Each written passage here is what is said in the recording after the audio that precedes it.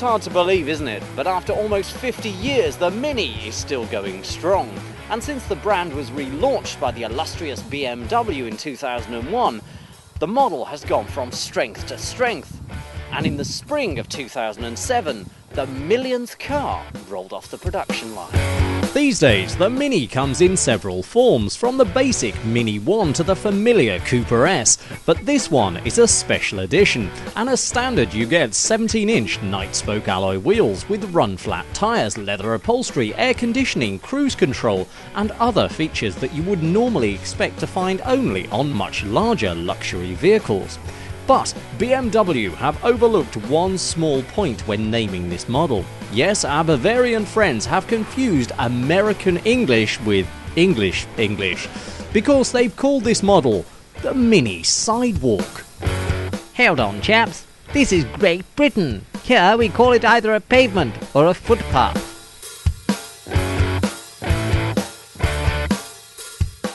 The footpath, then, is a car with ideas above its station. A Mini with all the airs and graces of a Jag. The thing is, it pulls it off so well.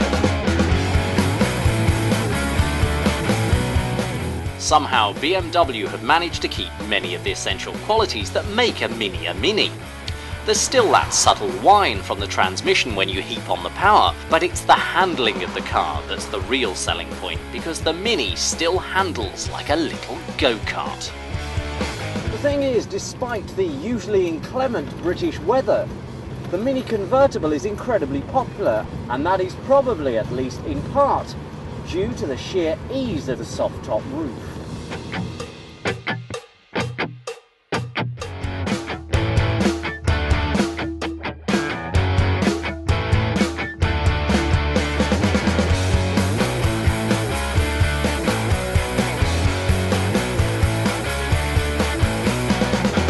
The front part of the roof can be opened or closed at speeds of up to 75 miles per hour, while the whole roof can be opened or closed in just 15 seconds at the touch of a button. No messy catches, tricky levers or fiddly tornado covers to catch you out in a sudden downpour. But today it's sunny, roof off, stereo up, and away we go.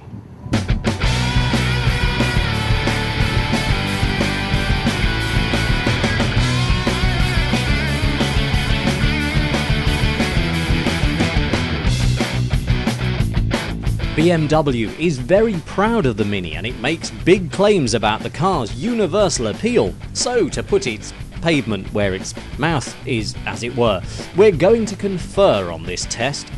These may not be the mountain roads of the Italian job, but it's going to be a ruddy good test.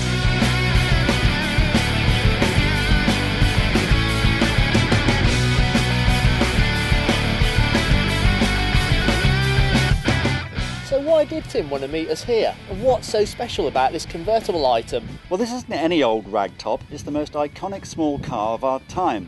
And you can't pigeonhole an average Mini driver. There just is no such thing. Hold on, here comes our illustrious colleague now. Make way for Charlie Croker.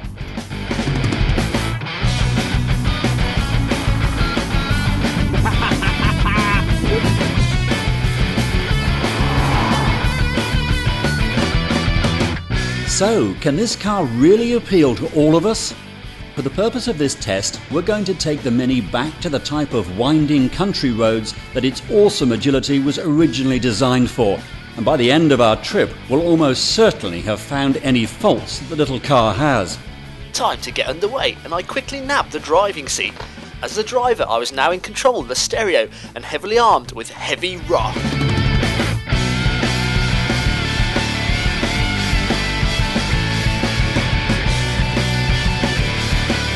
It has to be said that the sound system in the Mini has been well thought out.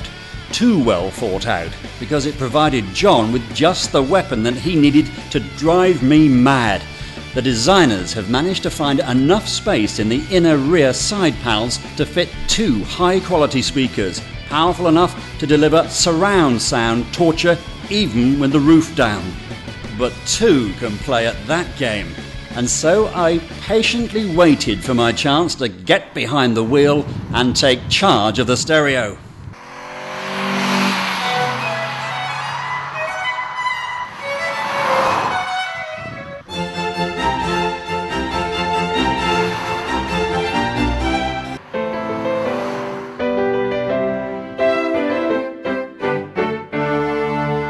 Come on, you can't have many more, can you? No, we're coming down them. Only another 1,856 to go on this playlist.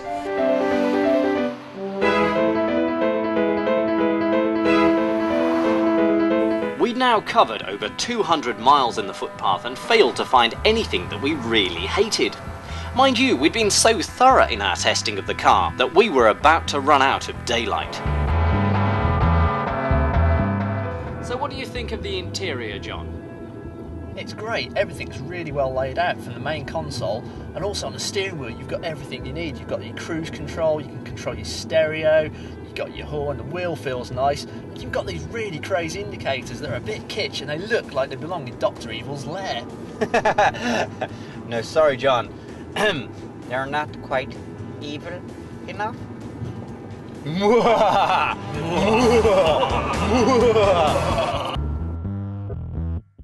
Alright guys, enough of the horrors.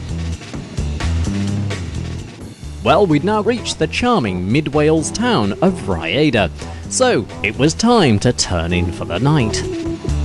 The next day we were on our way again, back into the Welsh mountains, so we figured we may as well combine the rest of our test with an early lunch, and so we grabbed some traditional British scoff and got back into our traditional British car.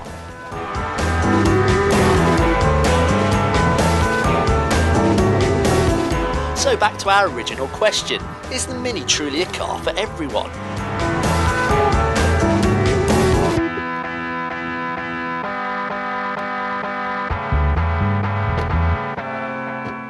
I suppose really the question is, if you were buying, say, the 207 convertible or the Nissan Micra convertible or the Mini convertible, you had the choice between the three, would you buy Mini? Yeah, I'd definitely go with the Mini out to the choice there.